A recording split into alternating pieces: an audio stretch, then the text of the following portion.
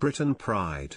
Liz Truss calling the shot over Brexit deal as her is in the driving seat against EU. Liz Truss has succeeded David Frost as chief Brexit negotiator, leaving her in the driving seat as the UK nears its first anniversary outside the EU. Boris Johnson appointed Ms Truss earlier this month on December 19 while keeping her foreign and equalities duties intact. The move came after she had spent months proving herself as a negotiator capable of constructing international trade agreements on behalf of the government.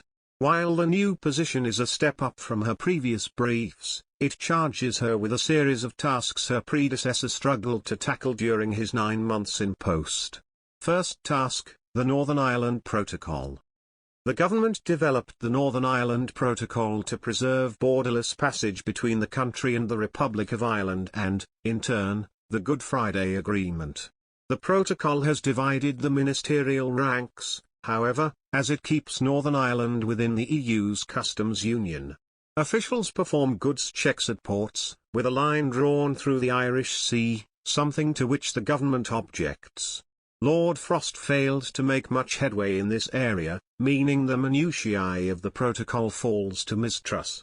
The protocol debate separates into two others, one surrounding the European Courts of Justice, ECJ, and another around Article 16.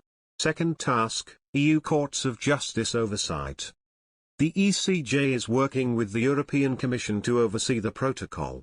Their involvement means European judges get the final say on trade disputes that sprout from negotiations. The government wants to remove the EU's involvement as a final arbiter, and Ms Truss will likely work hard to pursue this.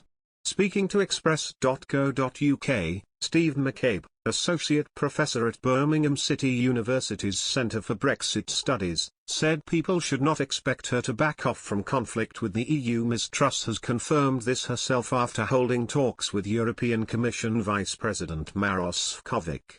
She said the UK wants to end the role of the ECJ and resolve other issues. She added, "If this does not happen, we remain prepared to trigger Article 16 safeguards to deal with the very real problems faced in Northern Ireland." Third task, Article 16.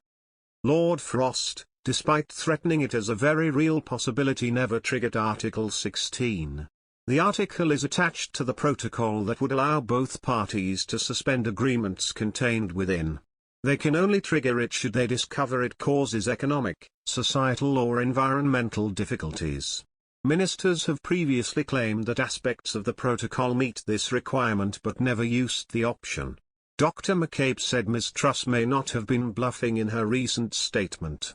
He said, "It may be assumed that Truss would relish the opportunity to do what Frost could not, that is, trigger Article 16. While doing so would create conflict with the EU, it could work in her favour," he added. He said, "This would potentially create a trade war with the EU but would also strengthen her credentials as a new Iron Lady, potentially making her even more attractive to party members as an authentic conservative." Whether the economic impact this would create would be as popular among hard-pressed voters at the next election is, however, debatable. In the closing weeks of this year, Britain struck its first ground-up trade deal since leaving the European Union, but also lost the minister in charge of relations with the bloc. It was one step forward, one step back. Lord Frost quit as Brexit minister just 2 days after the Australian trade deal was signed, citing concerns about the government's direction of travel. His departure has piled more on Foreign Secretary Liz Truss' plate. Truss, who was promoted out of her role at the Department for International Trade in the September reshuffle, is now in charge of talks with Brussels, Britain's most significant trading partner. Meanwhile, putting Truss in the hot seat could be a blessing or a curse for Boris Johnson. Once a vocal Remainer, she has secured a position as the most prominent member of the Tories' libertarian wing and is beloved of the Conservative base.